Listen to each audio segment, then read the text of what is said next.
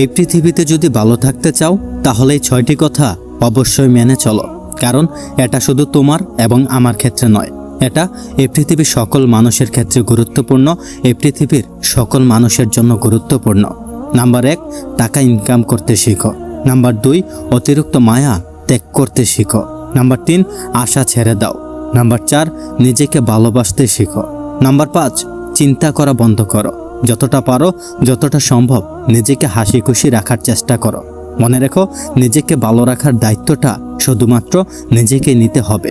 এবং নাম্বার 6, সবথেকে বেশি নিজের জন্য সময় দাও। সবথেকে বেশি নিজের জন্য সময় ব্যয় করো। নিজের কেরিয়ারের জন্য সময় ব্যয় করো। সবথেকে বেশি নিজের ভবিষ্যতের জন্য সময় ব্যয় করো।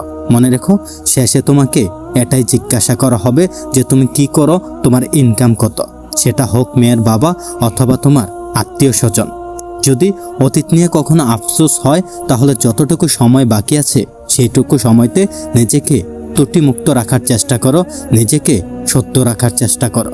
তোমার অতীতে যা হয়ে গিয়েছে তোমার রব তোমাকে ক্ষমা করে দেবেন।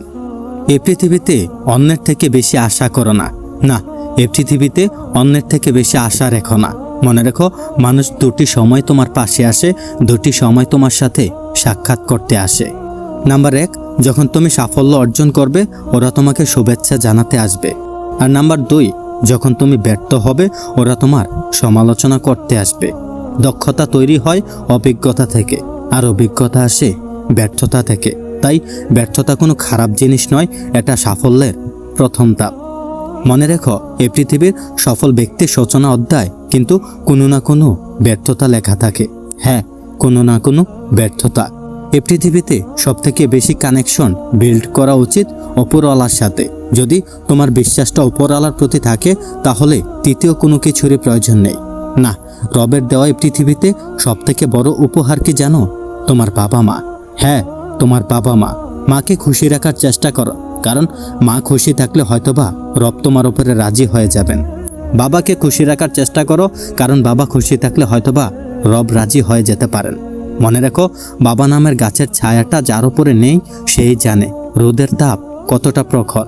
তাই প্রিয় মানুষগুলোর উপর গুরুত্ব প্রদান করো, প্রিয় মানুষগুলোর উপর দায়িত্ব পালন করো, গ্রহণ করো। যদি ভুলেও গর্ব হয় এই ভেবে যে আমি ছাড়া এই পৃথিবীটা অচল, তাহলে নিজের পূর্বপুরুষদের দিকে তাকাও। হ্যাঁ, দেয়ালে টাঙানো নিজের পূর্বপুরুষদের ছবিগুলির দিকে তাকাও। আজকে তারা নেই বলে কি পৃথিবীটা অচল? দুনিয়াটা থেমে গিয়েছে? এই পৃথিবীতে তোমার আমার ভূমিকা ততটুকুই যতটুকু আমাদের এলাকার মধ্যে অস্তিত্ব।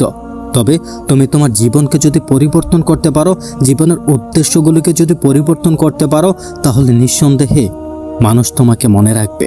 আর এটা সফল ব্যক্তিদের লক্ষণ, মহৎ ব্যক্তিদের লক্ষণ। দেখবে মানুষ প্রচুর নিজের করে, আমার টাকা, আমার সম্পদ, আমার হেন, আমার তেন, কিন্তু এই পৃথিবীতে আমাদের বলতে আসলে কি আছে? জন্ম তো অন্যজনের দান, নাম তো অন্যজনের দেয়া, শিক্ষা তো অন্যজনের দান, আর রোজগার তো অন্যজনের পয়সা। তাহলে শেষ যাত্রাটা তো অন্যজনে নিয়ে যাবে। তাহলে এই পৃথিবীতে কিসের এত আমার? তাহলে এই পৃথিবীতে কিসের এত আমার? মানুষ হয়তোবা বলে গিয়েছে, এই পৃথিবীর মানুষ হয়তোবা বলে গিয়েছে যে ফুলের সৌরভ আর মানুষের গৌরব বেশি দিন টিকে না। হ্যাঁ, ফুলের সৌরভ এবং মানুষের গৌরব খুব বেশি দিন টিকে না। তাই শুকরিয়া আদায় করো তোমার রবের, শুকরিয়া আদায় করো তিনি যে তোমাকে এত কিছু দিয়েছেন, তার জন্য শুকরিয়া আদায় করো। বিশ্বাস রাখো, তুমিও পারবে, তোমার জীবনটাও পরিবর্তন হয়ে যাবে। আজকের এই ভিডিওটি এ পর্যন্তই। যদি ভালো লাগে তাহলে চ্যানেলটিকে সাবস্ক্রাইব করে পাশেই থাকুন। ধন্যবাদ।